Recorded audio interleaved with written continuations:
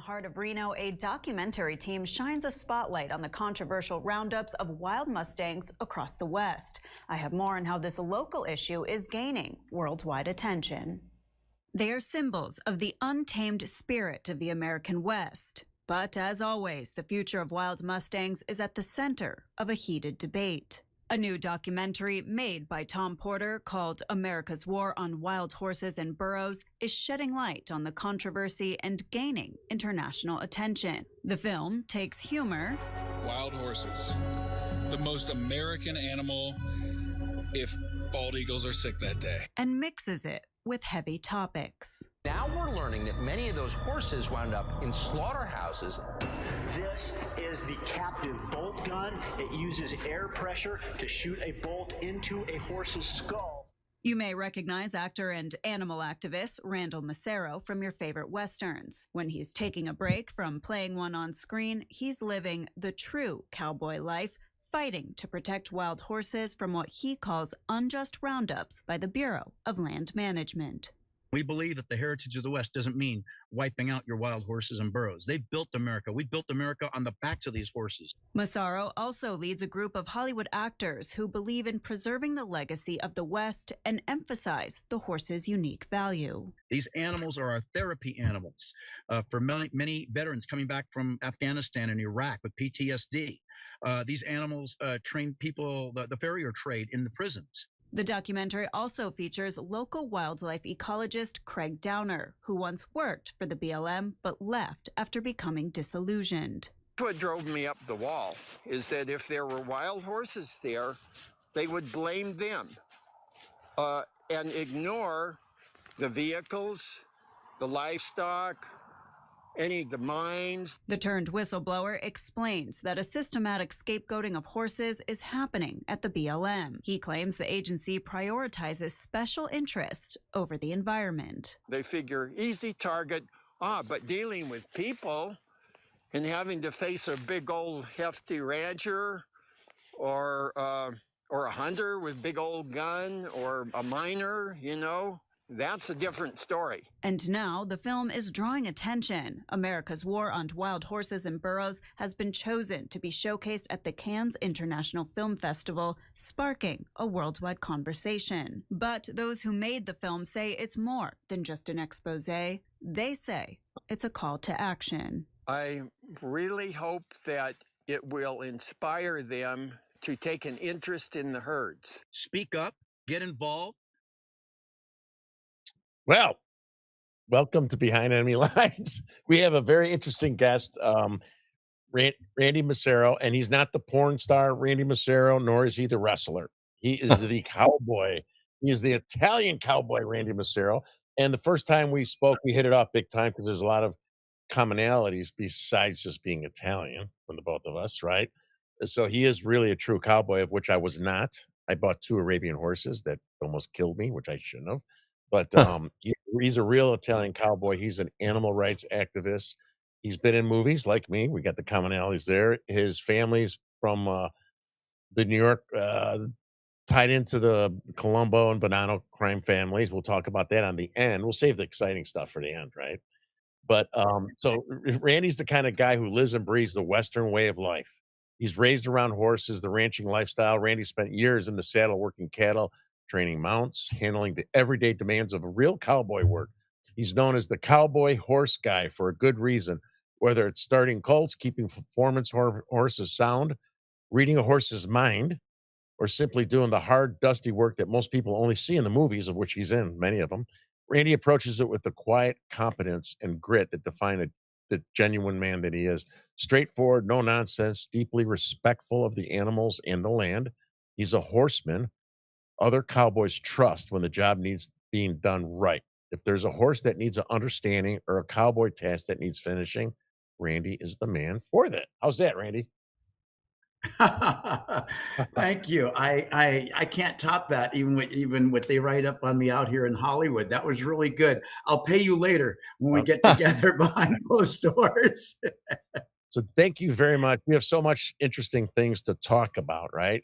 So if there's anything I missed on the intro that you'd like people to know that we didn't touch on, because we'll go through everything, please, let us know. And then why don't you just jump in and about, the animal rights activist part of your life, as well as the horses and trying to save the wild horses, which people here in Chicago really don't know too much about it, right? And stuff that our buddy Obama was not very caring and loving of the horses, if I remember correctly. I don't know if that's true or not, but we'd like to learn a little bit more about that and how they would at times round them up, kill them, and turn them into paste. And I remember when I had bought my Arabians, and that's a different story. And my uncle told me I should buy just a regular old barrel horses. And they're like, oh, they're selling horses, they're catching in the wild and stuff. Yeah, touch a little bit on some of that stuff. And then maybe at the end, you should say why a South Side Italian Chicago guy should never buy an Arabian horse just because his wealthy uncle had Arabian horses. And he warned me. He took me to buy a blind, retired barrel horse. I'm like, oh, I was only 24. I had all the drug money. I'm like, I don't want that. I want one like yours, Unc. And they almost killed me. They almost killed me. So go ahead, Randy. Yeah. Yeah, no. Well, first of all, thank you for asking me to be a guest on your Behind the Enemy Lines. And it truly is, because we call this America's dirty little secret, America's other war, America's war on its wildlife. And I came up with that moniker because, my family being from New York, but other than that, being Italian, Sicilian, growing up with my father, he brought me camping, fishing, backpacking, and I grew to respect nature. I never hunted, I never trapped. I don't really care for trapping. It's cruel, it's vicious, it's inhumane. But hunting, I realized we'll never stop hunting. Hunting was based on our ancestors, fighting, struggling for survival, coming west, and Native Americans hunted. But I think it's gotten to the point where it's overdone. We have hunting, we have trapping, we have, I don't know, 7 government agencies killing wildlife. Jeez. I mean, it starts with the Department of the Interior. It goes with the Bureau of Land Management. The Department of Agriculture is the worst of them all. It goes on to our U.S. Fish and Wildlife Services, which is the feds killing wildlife, our state fish and game, which they promote hunting. So they side with the hunters at our meetings out here in California. You go with the National Park Service, that's rounding up wild mustangs. You go with the, I forgot some of the other agencies, but altogether there's maybe 7 or 8 agencies, beginning with the Department of Interior. So look at the Department of the Interior with tentacles like an octopus. And all these agencies are spending our tax dollars killing wildlife, whether it's setting traps or whether it's poisoning animals. Yeah, so I grew up loving nature, getting up close with the deer and what have you, and also befriending Native Americans, and they taught me how to respect nature as well. We're living in some times now where everybody's got a rifle, everybody's got a gun, everybody wants to kill something. How fair is it when you have a gun and you could shoot an animal a mile or 2 away? Yeah. You've got the professional scents that you put out there to attract the animals. You've got tree stands, you've got high-powered scopes, you've got binoculars, you've got hunting dogs. Everything's in our favor, in the hunter's favor. Yeah. I mean, I often tell them, I'm pretty outspoken. I'm involved in politics. I'm the Davy Crockett type of guy that goes in with my fringe jacket. I wear fringe on behalf of the Native Americans, for they hunted for survival. They didn't hunt for sport or for financial gain. They hunted for survival, like our ancestor did coming west. But so you'll see me wear my fringe clothing. And people will say, well, if you're an animal rights activist, why do you wear fringe clothing? That was an animal. I said, yeah, I wear it in honor of the Native Americans that actually want to make me a member of their tribe. I'm Italian Sicilian. I'm a proud Italian Sicilian. My family from Bay Ridge, Brooklyn, New York.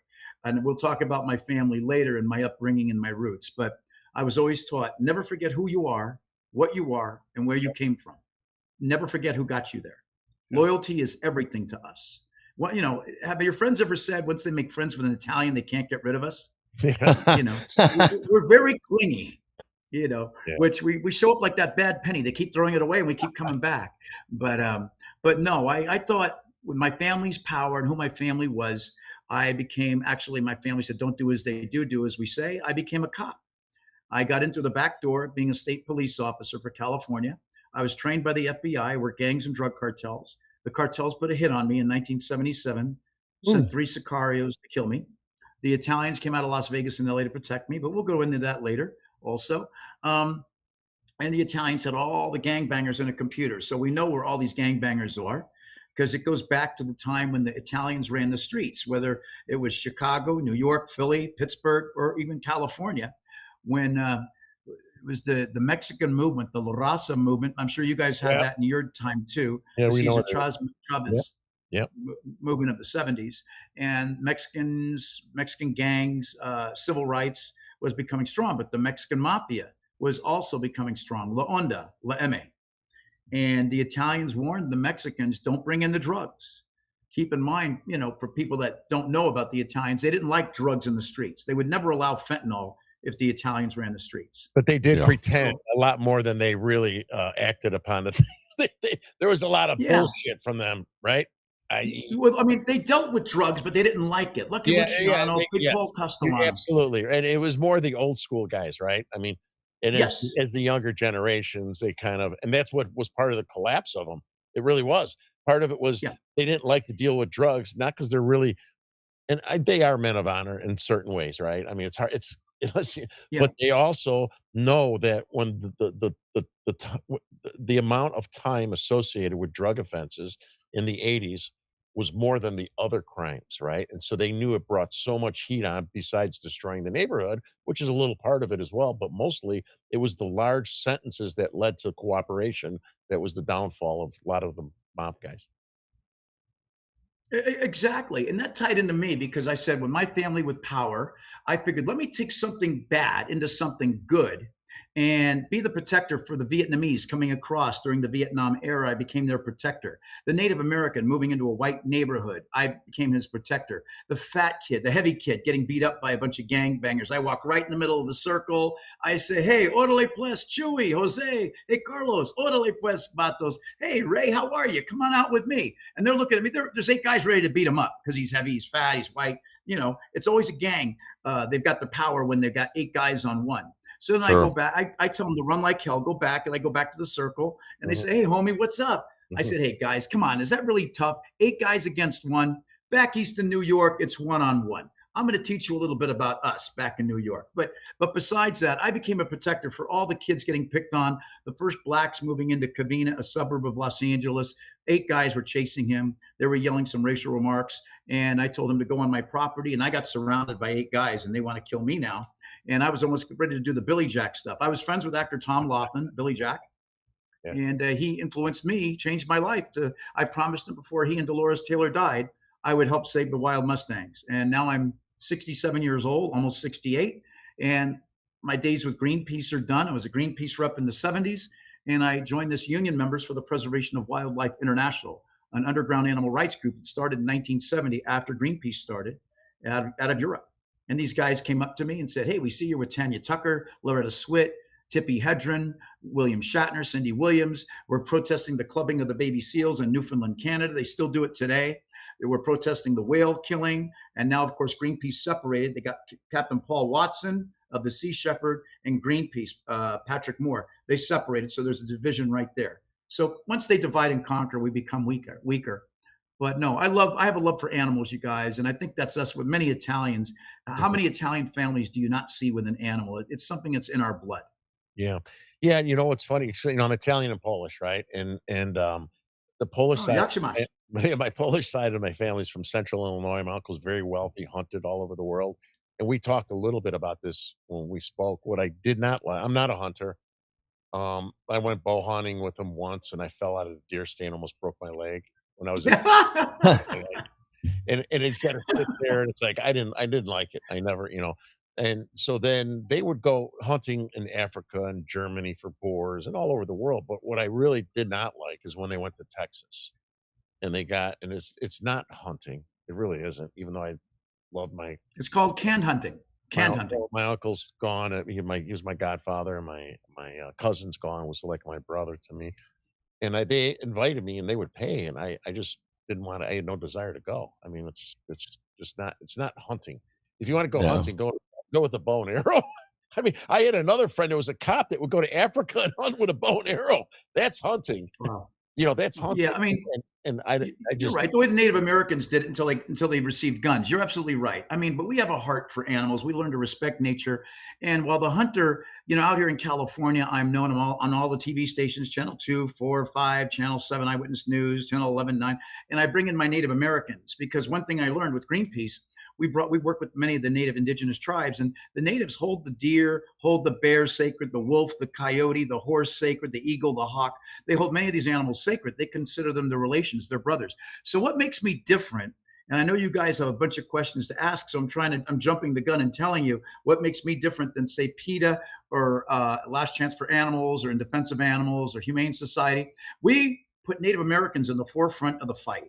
yeah. So I learned that with Greenpeace, but now with union members for preservation of wildlife, keep in mind, these were Teamsters, union members at an underground animal rights group out of Europe, 1970s, started it because the Upper Yalta horses were being killed. The Lower Danube horses were being killed. They eat horse meat in Belgium and France and all over Europe. Yeah. And plus they were killing off all their wolves. So this movement came about in Europe. They came out here, and lo and behold, they did their homework on me, and they came to me and said, we'd like you to run our organization in the United States. We want you to become legal. We don't want you to be the underground group where these guys go in and they break the traps. They go into the fur farms and release all the animals and destroy the fur farms. I mean, I could talk about it, but I could talk about it, and I'm not doing it. But I mean, there are groups out there like Animal Liberation Front, Union Members for Preservation of Wildlife, Union Coalition Against Hunting and Trapping, which is a subordinate of union members. We have many subordinate groups because you confuse the enemy that way. But I'm on Facebook under Randall Massaro, Randall Massaro, or under Union Members for the Preservation of Wildlife International. You'll see chapters in Vermont. You'll see chapters all over California, all over we're popping up. But yeah, the Native Americans play a major role. Interrupt you, Randy. Randall, I'll post on my page later your Facebook page. So those of you who are watching now, I'll repost it so you could find it on my. Thank you. page. Go ahead, buddy. Thank you. No, so I thought, why not turn something from the mob, turn into something good and have power and create something good, like being an animal rights group. But my family said, don't do as they do as we say. I became a cop, a state police officer. I was trained by the feds. I guarded high-ranking dignitaries in San Diego. I worked investigations. I even volunteered to go in the LA riots. And if you recall the LA riots, if you were white, you weren't going in South Central, Inglewood, Compton, East, all that area, because it wasn't safe. And I took a special assignment to guard a food truck at 5 o'clock in the morning going through South Central. And needless to say, cops weren't going in this. They were packing. I went in with no badge, no uniform, plain clothes, and I had high security clearance. But I mean, I went in guarding this food truck. And about 3 o'clock in the afternoon, I got approached by about 8 Crips. And they thought I was a cop because they seen my handcuffs. But here I am, white. And they're all saying, man, we shoot people like you. And I said, listen. I said, how do I know you're not a rat? You're not a snitch. You know what we do to rats and snitches in Brooklyn, New York? And it just took them by surprise. They didn't expect that. And I said, the Crips started in 1968 with Michael Concepcion and Stanley Tilkey Williams. I proceeded to give them a history lesson about their gang, and they were in shock. They wanted to kill me at first, but by the time I rapped with them and, talked with them, they walked away and they thought I was crazy. So tell us about tell us about the wild horses, right? And tell you like when they started, I guess, breeding a little too much. And I think that was in the late 70s. Is that if I remember correctly? Yeah. Terry, don't believe that. That's a lie. It's a bunch of BS. And if your listeners out there believe that the wild horses are overpopulating and the burros are overpopulating, call me up. I'll sell you an iceberg out in the Mojave Desert really cheap. Yeah. If you believe that, that is what you call propaganda from the Bureau of Land Management. So help me understand when they started saying that. So I'm not asking if you agree or disagree, right? I'm sure I believe. Okay. But when I thought in the 70s when it started, like they started pushing it and saying there's been overbreeding, right? Isn't it like the late 70s or no? Was that?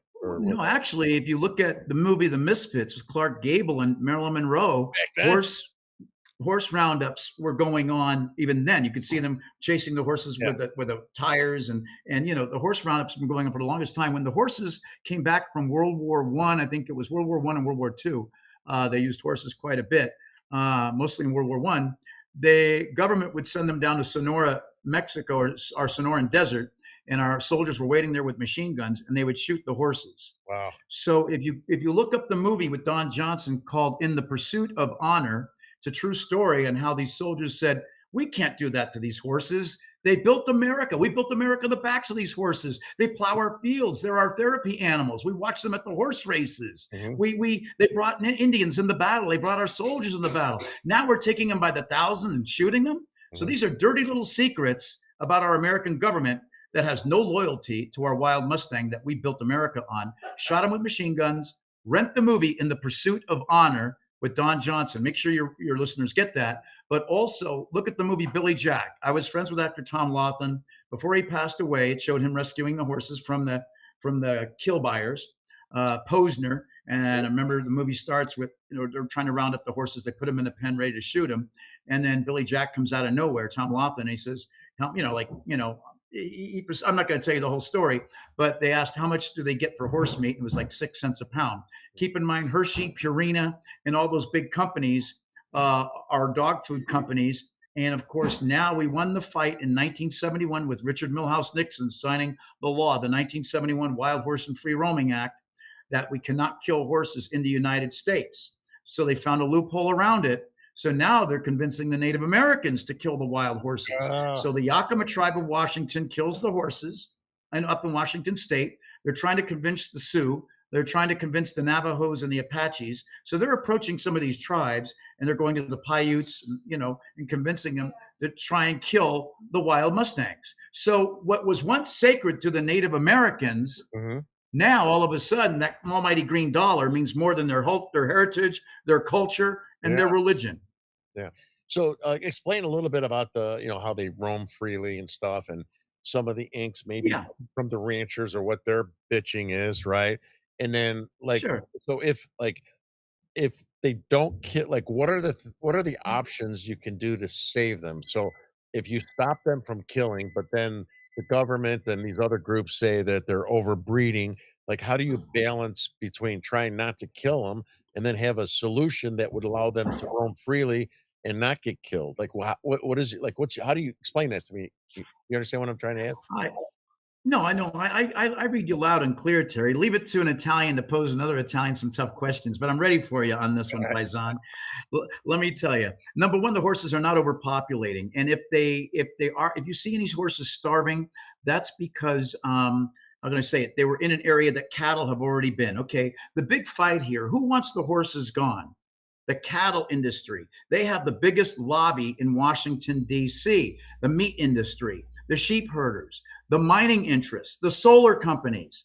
They all want that BLM land. Now, keep in mind, the horses roam freely, but the horses are outnumbered 500 to 1 from the cattle and the sheep. So why, and if you round up so many horses, they're going to start inbreeding. And then, it's going to be a disaster. And then now what they've done is the Bureau of Land Management. Wait, if they start inbreeding and they turn into Democrat horses. Well, let me tell you, I'm known for saying this. And while I'm on the Republican radio show, the Patriot radio show called Nevada Radio Roundup, and Eddie Floyd's America Matters, Eddie Floyd has a horse rescue called Wynema Horse Rescue. So a shout out to Eddie Floyd. They're hardcore Republicans or patriots, and their show is basically about patriots, 2 shows, but they are hardcore animal lovers. However, when we go to the Bureau of Land Management hearings, you don't see one Republican sticking up for the wild Mustangs or our wildlife, nor do you see one Democrat. So really? I'm known for going to the, I'm sorry. Really? Oh yeah, no, really. I mean, if anything, more Republicans vote in favor of the horse slaughter than the Democrats. Well, Obama, you're right. I believe that. I do. I thought the Democrats would really support and embrace trying to save the horses. And I mean, I'm not surprised. More of them do, Terry, than Democrat. Yeah. But like Dina Titus, and there's other politicians out there. I'm not going to say no Republicans support it, but when you go to these meetings, it's neither party is there. I think they don't want to stick their neck out like a turtle and all of a sudden getting it chopped off. For some reason, many of them are getting scared to speak up. The powers that be, and keep in mind, how many of your people are military vets out there? Military vets, police, firefighters, school teachers. Do you know where they get the money from? The 200 million tax dollars a year to round up these wild Mustangs and put them in holding facilities across the United States? From our military, our police, our firefighters, our schools. they sneaky little bills, amendments, and riders in Congress, they happen to send, they vote, and next thing you know, our military doesn't have that money anymore. Neither do our police or our firefighters. And we have a former BLM agent named Craig Downer who wrote the book, The Wild Horse Conspiracy. I have a shout out to Craig Downer. Get his book on Amazon or eBay, The Wild Horse Conspiracy. What about Captain William E. Simpson, who runs the Wild Horse Fire Brigade? Keep in mind, horses are good for our ecosystem. For your listeners out there, horses have one stomach. They don't digest the seeds. They poop it out, and dead land comes back to life. Cattle have 5 stomachs. They digest the seeds. They pull the grass out by the root. So do sheep. So that's why they don't like sheep and cows grazing the hillsides. Got it. I didn't know that. That's now if that we take that 200 million and we hire military veterans that are coming back from the war, or else hiring prisoners that need a job. They'd love nothing. These guys are raised on horseback. They're raised on the farms across the United States. Take that 200 million, create green-friendly jobs, hire them, put them out on the range 8 hours a day, bring in another shift, then bring in another shift, have them graze the hillsides. Listen, guys, you're back there in Ohio or Illinois, Chicago area. Yeah. Listen, you may not be burning up like we are, but Canada allows horse slaughter. So you know what? Canada's burning up. I'm sorry to say, but they get what they deserve. Karma's a bitch. And in Mexico, we bring in the horses to Mexico and Canada to be slaughtered. Our $200 million pays for it. The kill buyers win. The dog food companies win. The kill buyers win. And these horses could be preventing wildfires. We burned up out here in California, Paradise, Northern California, Altadena, Pacific Palisades, where all the movie stars live. Preventing forest fires. I think, if I understand correctly, you're talking about how they could poop out seeds and they grow new greenery and stuff to stop fires from, old shrubbery and stuff, right? Because they eat the dry grass. Yeah. They eat the dry grass, the overgrowth. It's a combination of the overgrowth and the new growth that's green. It's a mix of the both. Right? Yeah, well, it's the problem in California, zero land management. They won't even let people manage stuff around their houses. The horses would help fix that problem. And a lot of it is all the dead brush, the dead leaves, the dead everything that's out in the forest that for some insane reason, they won't let you touch even on private property. So all it takes is one spark, one lightning bolt during a heat wave, and suddenly you've got 1 million acres burning. Yeah, I mean, a simple problem. Same thing in Canada. They used to have good forest management up there 20 years ago. Like I'm in Ohio right now. So, I mean, today's been a clear day. But yeah, we had about a week and a half of smoke coming down from the Canadian wildfires. The skies were red here every morning and every night. You could smell the smoke in the air and this weird burning plastic smell, too. I still haven't figured out where that came from. But yeah, it's simple common sense. And this is kind of that balance of, and one, we do want to protect, especially animals like the wild horses, but you got to have common sense. You can't you can't let these environmental wackos take over, but at the same time, you don't want policy that harms animals either. Yeah. So right, Michael. No, you're absolutely right. Oh, go ahead, Randy. You're absolutely right, Michael. But again, this is better for the ecosystem. The wild horses, I think we owe a debt of gratitude to, and we have no loyalty here in the United States. And for the military vets, you think they'd be getting on this. You think the fire departments all over the country would be getting on this, but maybe they're afraid of their job. It's job security. Have more fires, keep the firefighters busy. But in reality, look at Canada going up in flames. We could prevent these wildfires. How much did your insurance go up? Out here in Canada, I'm out here in California, everybody's insurance is skyrocketing because of the wildfires. You say you live in a fire-prone area. I live out in the high desert. There's not much to burn out here, but our fire insurance went up, and yet our infrastructure is burnt up. We could prevent this, guys. I mean, I hate to say it, but when I go to the political meetings, when you see me, you'll see on my Facebook page, I'm with Mayor Villaraigosa, I'm with Republicans, John Cox, I'm with Kamala Harris.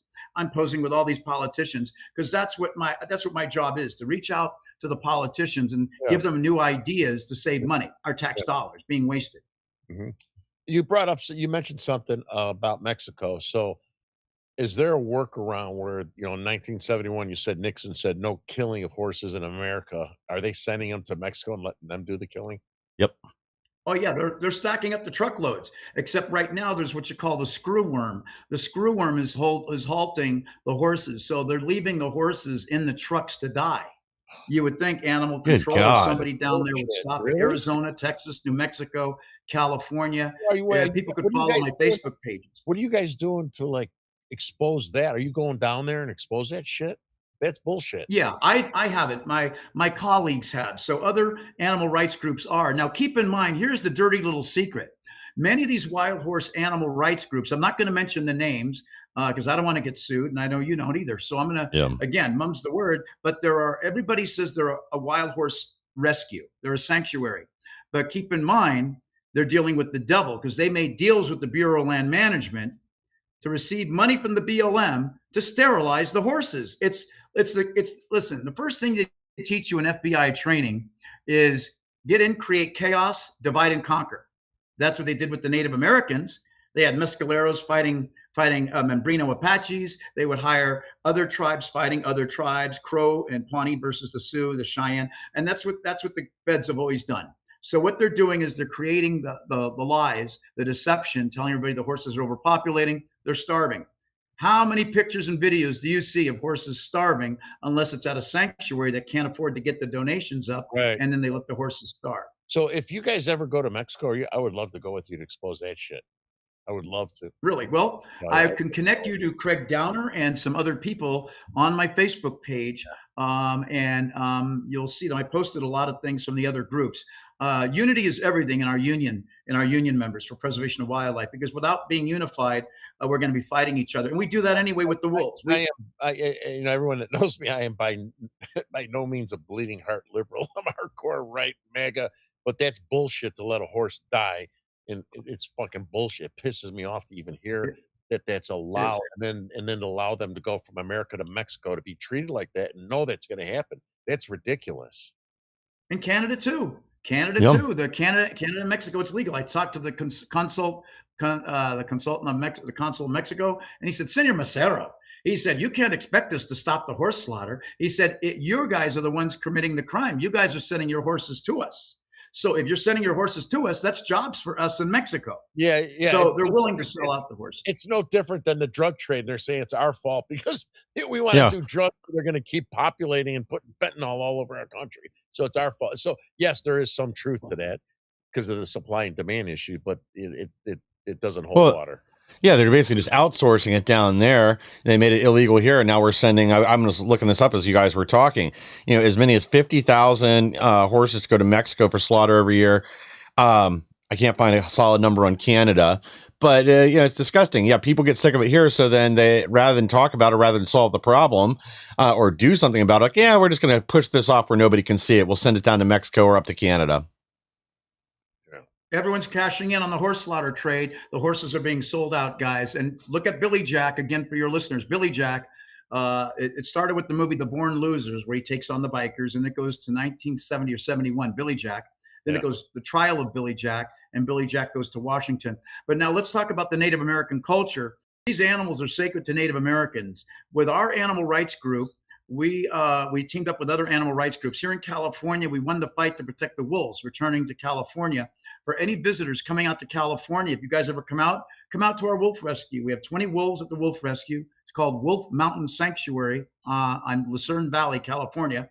Look it up. You can kiss a wolf on the lips. The wolves howl around you. There's only like 2 wolves that are trained. The other ones will kill you. They're different kind of wolves. They can't be together because they fight, So, but no, the Sons of Anarchy come out, the cast and crew of Twilight. I brought Johnny Crawford from the Riflemen out here. We were in the parades together. A lot of celebrities do love animals, and it's all part of our environment, our ecosystem. But we're in a cruel world right now where everything is being sacrificed, whether it be the elephants, the rhinos, the horses. We got tons of rhinos in Illinois. Yeah, they're a growing species there.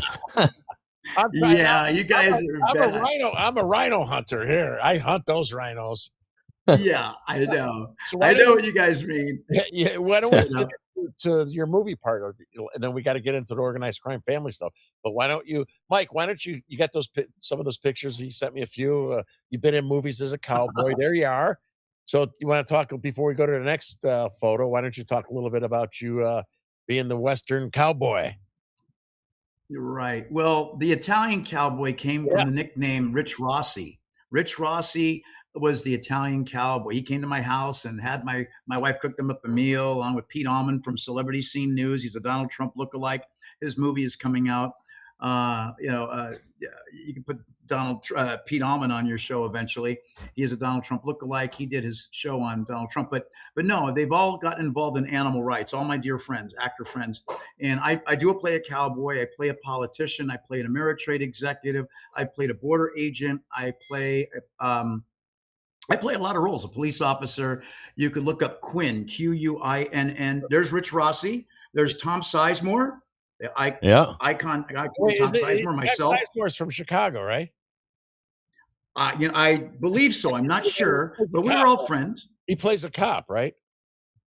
Tom Sizemore? No, is that a different guy I'm thinking of? Sorry. No, Mike Shanto on the other side of me. His parents were movie stars, and he plays a cowboy. But there he was dressed like a mobster. We were doing the Rich Rossi movie, The Italian Cowboy, shooting up in the high desert at the Roy Rogers Ranch and all over the high desert of Victorville.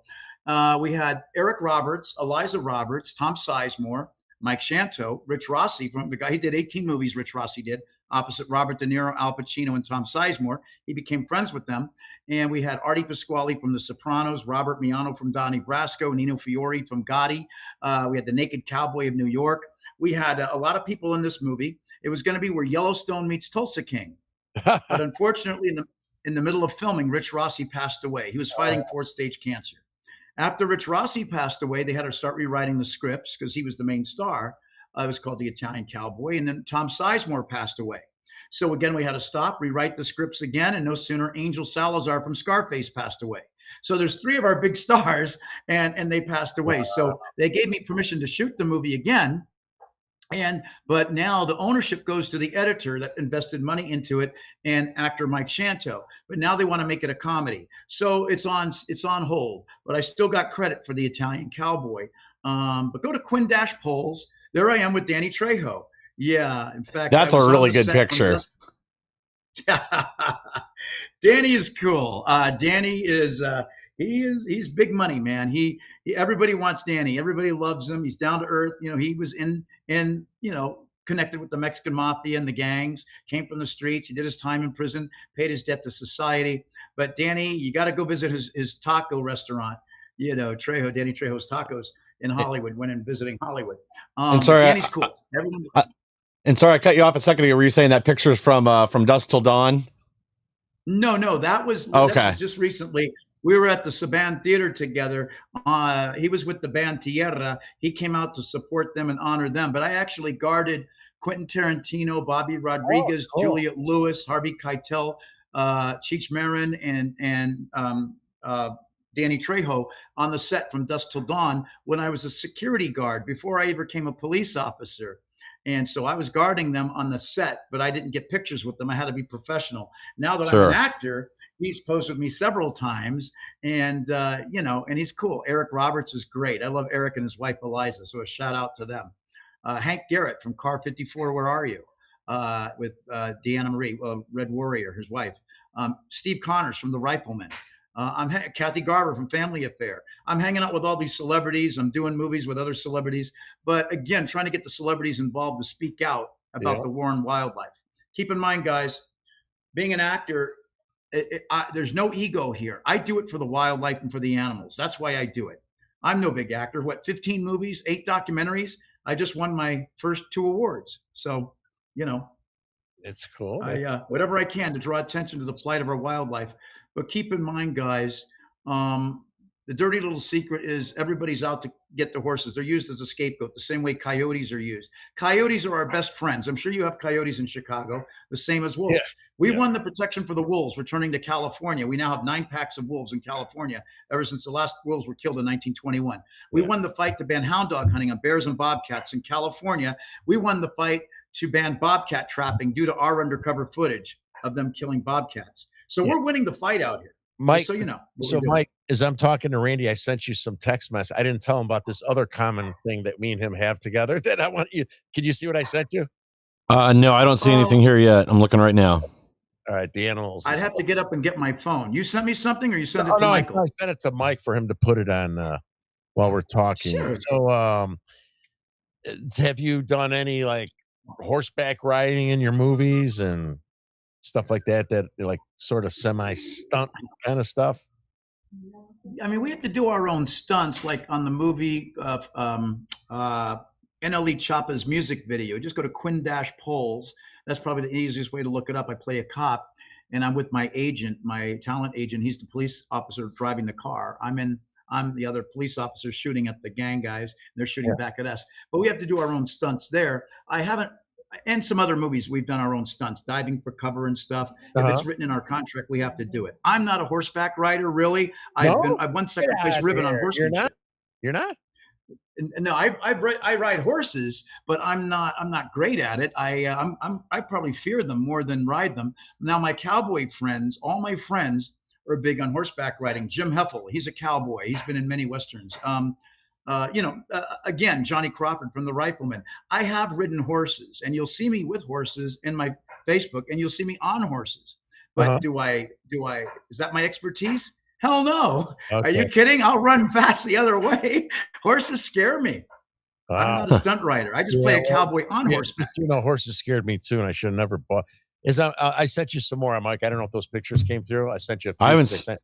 I sent too many at one time. So okay. Yeah. So when I was in my 20s and I was making all that money, the dirty illegal money, and my uncle, he had he like show Arabian horses. Like what's his name? Newton from Las Vegas. What's his name?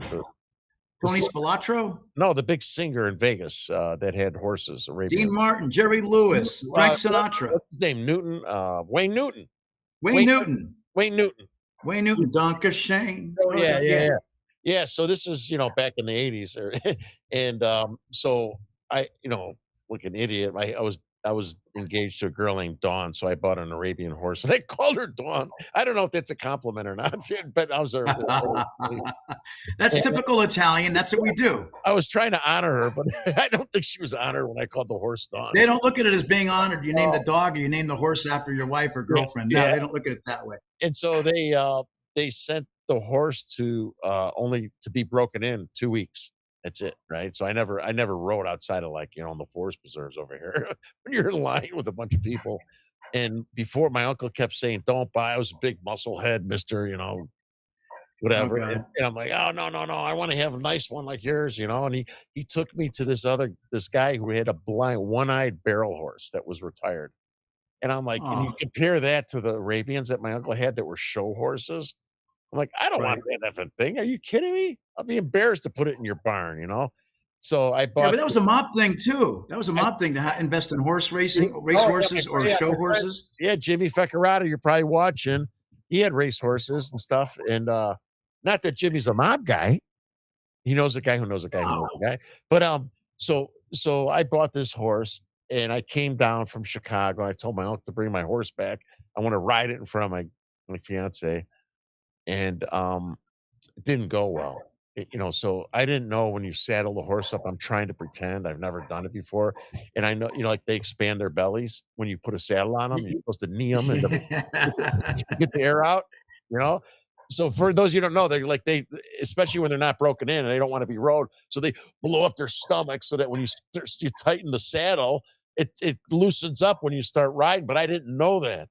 So here's me. I'm 225-pound muscle head on the horse, and I'm riding. My little cousins that live on the farm were laughing before I even got on the damn horse, and I'm going going like this. I'm like, oh Jesus! Oh, and that's like me. I try to straighten the saddle out. I'm like this, and then my foot came out of the stirrup and hit it in the stomach. Because I slipped out, and all of a sudden it was like double bucking. It was like, I'm like, whoa, I flew straight up and I came down and my elbow went into my stomach and my ribs, knocked the wind out because I went like, I thought I would die. Like my cousins were worried about the horse because the saddle was dragging behind the horse. I'm laying on the ground thinking I'm dying, and they're chasing the horse with the saddle dragging behiad it because they don't want the horse to get hurt. So, oh my God, they don't want the horse to get hurt. Forget about you. Don't want the horse to get hurt. So I didn't keep that horse that long. I bought 2 of them, and it was just so stupid. Well, I got the 3 pictures you sent. All right, so this is down in Effingham where I rode the horse. This is just 3 of multiple animals. There's me on top of my uncle's lion when I was. Oh my God! I was in 7th grade, I think. There. Lord, There's my look at that. grandfather. He's not here anymore. He Oh, sweet Jesus. yeah, this is in the Oh, 70s. Madon Minga, look at that. There, Jeez. there's me and my brother on Rayor. And my uncle had What lions, is it? tiger. That's a lion. It's a lion, Rayor. Oh, yeah. Yeah, it's he was a very eccentric millionaire. He had lions, My tigers, Oh, wolves, my God. bobcats, and it was pretty cool. It really was. It was great. Yeah, I've got a friend who has a tiger sanctuary in northern Nevada, outside of Reno, also. So, I mean, what is it about us Italians? It's like we all love animals and tiger sanctuary and lions and horses, and I don't know. Can't say we don't have a heart. Yeah. We love animals, but I could have I fed think some of my enemies to it in the 80s. I'm kidding. yeah, I bet. I bet and you actually say that on radio. Oh boy. Okay. I didn't hear a thing. I'm joking. I'm reborn. I'm Of course. I'm not reborn, but I'm like I'm reformed. I'm reformed. You better get out of this one real quick. Yeah. But, no. Oh my let's God. see. So we got what's the third thing we wanted to talk about that you did? The mob. Oh, the mob. How could I forget that one? Holy shit. Oh my God. It's been a long day over there, Terry, huh? Yeah. You have such an interesting life, Randy. So oh my God, I can't believe I forgot that part. So tell everyone a little bit about the family that was on the East Coast and go ahead. I'll hand Sure. it over to you. Yeah, I mean, again, this is talking with my family. Growing up young, you're in the 50s, the 60s. My family, growing up in my house, my family moved out of Brooklyn, New York in 1953, came out to California. But my mom told me about, my mom's family was connected. My dad was I don't say a proud Sicilian. He was Sicilian. My grandfather was from Palermo, Sicily, and my grandmother was from Calabria on my dad's side. My mom's side was from Naples, Sorrento. So I'm Napolitan, where Yeah. La Camorra is from, their Yeah. own mafia, and of course Sicily, where the Black Hand, La Cosa Nostra is from. And but my mom's family was connected because I remember my dad came back from World War II. He was a staff sergeant, and I guess he was like Raging Bull. My dad was small, stocky, built like a rock, and I guess some guy was ordering him around. 1 second. So my aunts and my uncles in World War II, the Italians, they were treated like shit, weren't they, in World War II? Yes, Right? yes, But that's a whole yeah. different story. But we were treated like shit. You talk about fighting for the country and stuff. They went to fight for the country, and they gave them the shittiest jobs. They talked to them disrespectful. It's a whole different show we could talk about. But go ahead. You're absolutely right. Yeah, because Italians even got hung in New Orleans. 12 Italians got hung. They treated the Italians It was the poorly. biggest in the country ever. Yes, go ahead. Yeah, I mean, the prejudice with every group, but I think, the Irish were here first, the Germans, a lot of other nationalities. The Italian immigration was from 1890 all through the 20s, and that was the big major influence. Yeah. But again, my family, my dad wasn't, I don't think he said, don't say you're Sicilian. So I guess he grew up not going to say you're Sicilian, but my mom was a tough Italian. My mom will be proud to tell you. But the guy was ordering my dad around. My dad, didn't take it very well. My dad was like a raging bull going after the guy. The guy threw a hammer at my dad, threw a screwdriver, threw a brick at him. Finally, the guy stabbed my dad, put him in the hospital, and then some knocked at the door, and my mom and dad were going to take him to court. However, my mom and dad didn't know he was connected. So this guy comes to my mom's house and says, "Are you Mrs. Massaro?" Okay, yeah, I'm Mrs. Massaro. Who are you? Says, "Well, I'm from the blah, blah, blah, blah." Anyway, I'm not going to say anything, but he says, "I was sent here to talk to you, and maybe not even talk to you, but rough you up." He said, "But you're Sal Di Gennaro's daughter. We're not going to touch you." He says, "But you're not going to win the case in court. The judge is ours." So, anyway, he stabbed my dad, but he saved my dad's life. My dad was dying of malaria. Otherwise, I wouldn't be here. So, needless to say, my family comes out west. My rest of my family is connected to the Bonanos, the Colombos, the Gambinos in various ways. Because we're all Massaros, Di Gennaros, Guerriers, Spinellas, Diavanzos, Vasicas, Batonis, Cardonis, Di Palermos, and of course we're all connected with the other families. But Rudy Giuliani writes about my family in his book. My Native American friends found a Di Gennaro, my uncle Di Gennaro from Buffalo, New York. They wrote about my family in another mafia book from Buffalo. It's all on my Facebook page. My family was the stars of the reality show Mob Wives. So my cousin Lee and Lewis, my cousin Lee dated Sammy the Bull Gravano's daughter, Karen Gravano. Evidently, they broke up. It was bad feelings between them. My cousin Lee married an Albanian girl, Drita, who was the star of Mob Wives. So Mob Wives was basically about all these Italian women married to mob men. And but it was Karen Gravano and her cronies versus, say, Drita and her cronies over my cousin Lee. He was a playboy. Let me interrupt real quick. We talked about Go this. ahead. No, I don't think I ever said this on the show or even to Mike before. And Jimmy Feccarata, you're probably watching, you greaseball, Mukarata. Oh shit.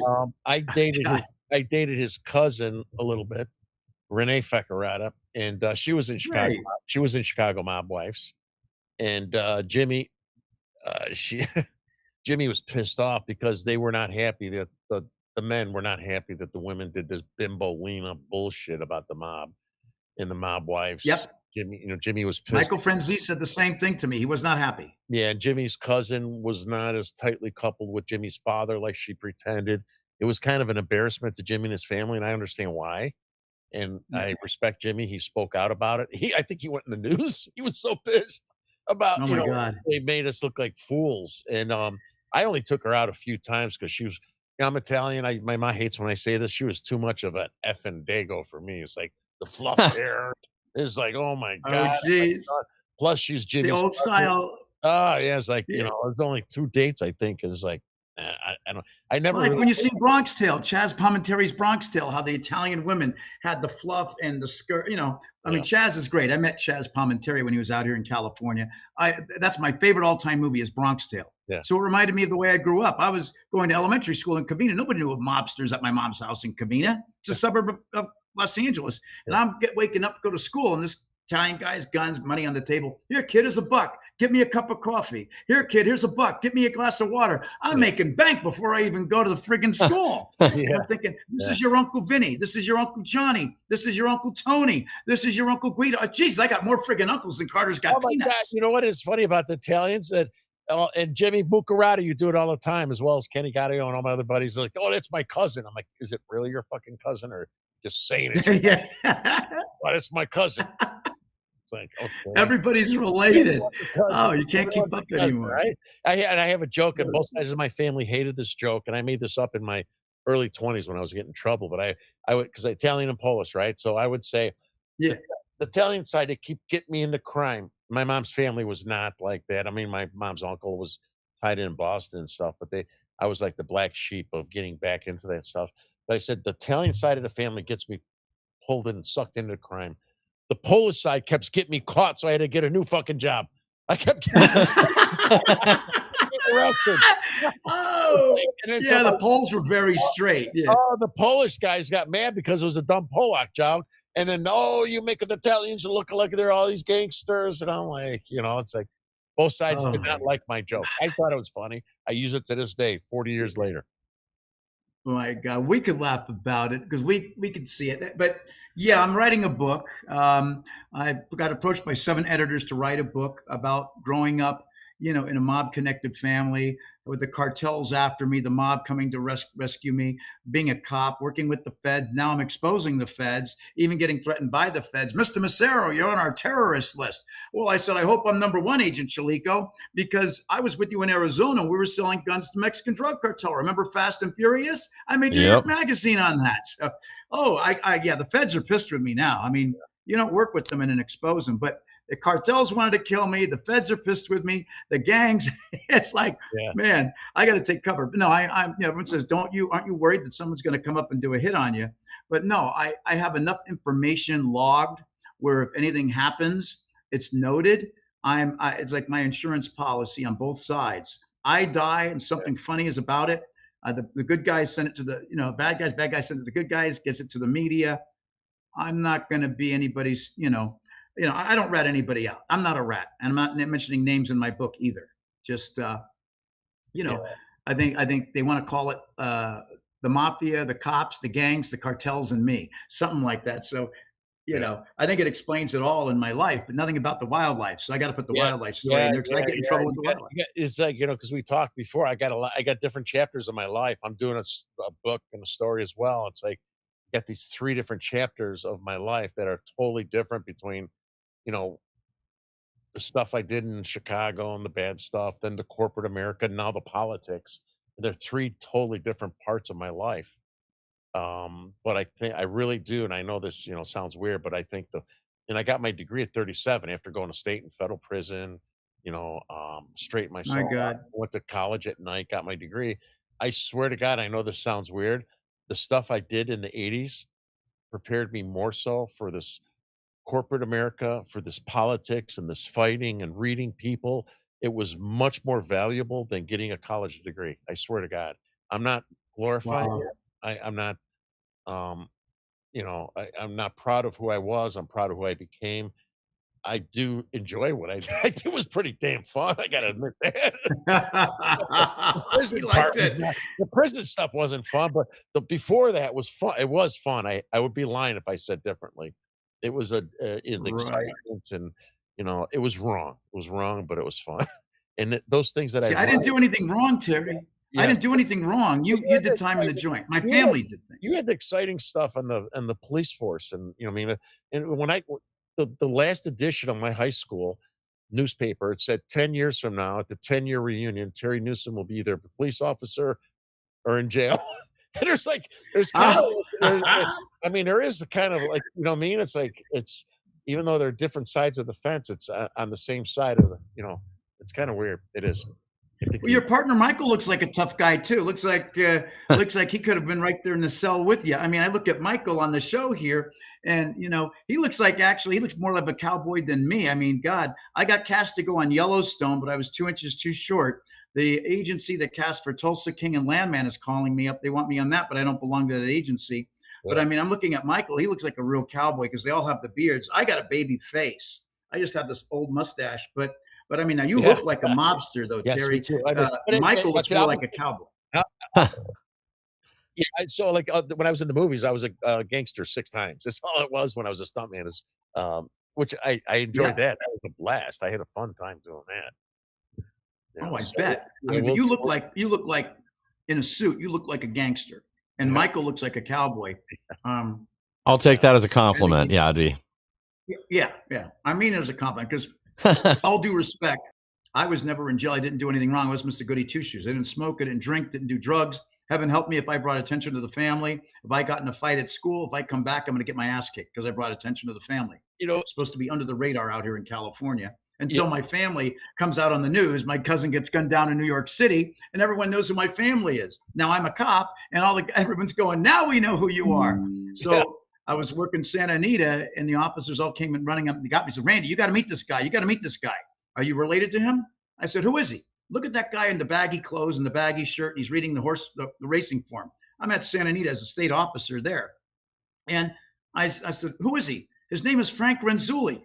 Frank Renzulli, he's the writer for The Sopranos. Of course I know Frank. Yeah. So I'm telling everybody to get off the floor. And I'm saying, ladies and gentlemen, excuse me, we got to get off the floor. We got to clear the floor. You can go to the other side to go gamble on the ponies, but we got to get you out. And the guy's sitting here, hey, I'm reading here. Yeah. And I says, hey, Maron, Mingya, are you going to give me a hard time? He says, are you Italian? I says, of course I'm Italian. And I know who you are, Mr. Renzulli. And I says, I know you. I'm Randy Massaro. And he says, you're busting my balls. So, anyway, I got him off the floor. But no, I mean, it's just the way we are. Back east people were open, we're loud, we're honest. Yeah. And, but I mean, no, I got to honestly say, nothing taught me more than the mobsters I grew up with in my family. They all taught me about life, about the, loyalty, honesty, integrity, devotion, dedication, smart business, all this stuff that builds character. And you'd think, how does the mafia build character? You'd be surprised. I told you that was more important to me than my college education and stuff. I swear to God, I know it's by far. I'm not trying to, it was wrong. The things were wrong. But when I would speak to inmates when they got out of prison, right, and try to give them hope and motivation about how after I got into corporate America, and I said, listen, guys, if you're going to be out there committing crimes, there's no shortcut. We all get caught, right? We either get caught, we get killed, we go to prison. I mean, we get robbed and stuff. So there's no shortcut. Doesn't matter how smart you are. Look at Noriega. This is back then. He ran a country. He gets picked up. So if you could run an illegal criminal business and be successful, you could be successful in a legitimate business. right? Because you have all the same things to worry about: accounts receivable, deliverables, sales, where all that stuff. Except you got to worry about getting murdered, robbed, killed, going to prison. And if you could do that, and you try to apply yourself into the legal world, you will be successful without having to go to prison. And I, Right. but I Go didn't. ahead, Michael Terry.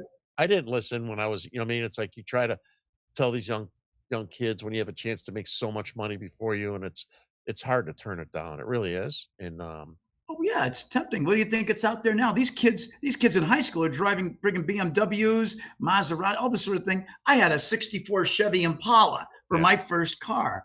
And then I had a 68 Buick Skyhawk or Skylark. And then I had my my Mercury Capri convertible. Then I got the Chevy Cavalier convertible. Right now I've got a 91 Oldsmobile Cutlass Supreme convertible, which is a very rare car. We only made hardtop. They didn't make soft top. I had a 64 Dodge with push button gears, which is seemed like high tech in 1979, but it was my God. 64 Dodge. You push the gears, and you had the thing for park, I thought it was cool, even though it was a 64 Dodge. Yeah, I look at Michael. Michael looks like a Barracuda or an El Camino or Ranchero type of guy or Ford Mustang type of guy. I'm looking at Michael on the show right here, and he's got the Patriot flag, the American flag behind him. But Michael looks like a tough guy too. No, he drives a Subaru. What? I'm joking. Subaru. I'm joking, Mike. Oh God! Wait a minute. Mike, we can't hear you. We can't hear you. Mike, there we go. Can't hear you. Believe it or not, yeah, now I drive a VW SUV, but believe it or not, like right out of high school, I used to work for this place called Extreme Auto Sports. It's like Gone in 60 Seconds and Fast and Furious and all those were coming out. And I used to have an MR2 I'd built way up, but I built a bunch of like custom cars, but they're usually rice burners, little Japanese turbocharged cars, things like that. He's a lot younger than us, Randy. He's like half our age. Yeah, he's half our age. Oh no. Really? Yeah. Okay. Little more than likes half, working but on cars. Yeah. He likes working on cars. Coming out and working my 91 Oldsmobile, man. This thing needs some work. I'll take you up on that one of these days. Well, why don't you tell everyone? I'm gonna post your Facebook page on my Facebook page. But if you want to tell anyone where to look you up beyond that, go ahead and we'll close it out. Michael, you close it out. Sounds good. Go ahead. Rand. Okay. Go ahead, Rand. Really quick, let me just say something. We joke about the mob really fast. Keep in mind, folks, that while we're not glamorizing, I don't think you or I are glamorizing the mob, but I think they played an intricate role in America because they built Las Vegas, they built Reno, they built Lake Tahoe, they built Cuba, they built Atlantic City. They started the unions in America in the 1930s when there was no unions. They started the first soup kitchens. That was your neck of the woods, Al Capone. You think the government fed all these poor people during the Depression? Al Capone and the mafia fed everybody. Who snuck thousands of soldiers into Sicily and invaded the Germans during World War II? Lucky Luciano. So, ladies and gentlemen, if you have a union job, thank God the mafia started the unions. That's all I got to say. I'm Randall Massaro, Randall Massaro. You can call me. My phone number is 442-380-0430. I answer all calls, even from the hunters and the people that hate me and want to shoot me and kill me. I answer all the calls all the time. Also, you can look me up on Facebook or Instagram. Google me, Randall Massaro, and look up union members for the Preservation of Wildlife International, also on Facebook. And I'll answer your call. I don't care. I don't mind talking to anybody. I think we got to meet each other halfway and have a happy medium. But I love exposing corruption. The feds are not too happy with me. I'm going to be the animal's voice here. Let me tell you. Thank you very much. It was an honor to have you on, Randy. Thank you for having me, you guys. Bless you. Well, thank you for being here. To our audience, thank you guys for joining us tonight as well. Please like, share, and subscribe. Help us to grow so we can bring more people the news the mainstream media doesn't want you to hear. We'll be back next week on Tuesday with even more. Thanks again, guys.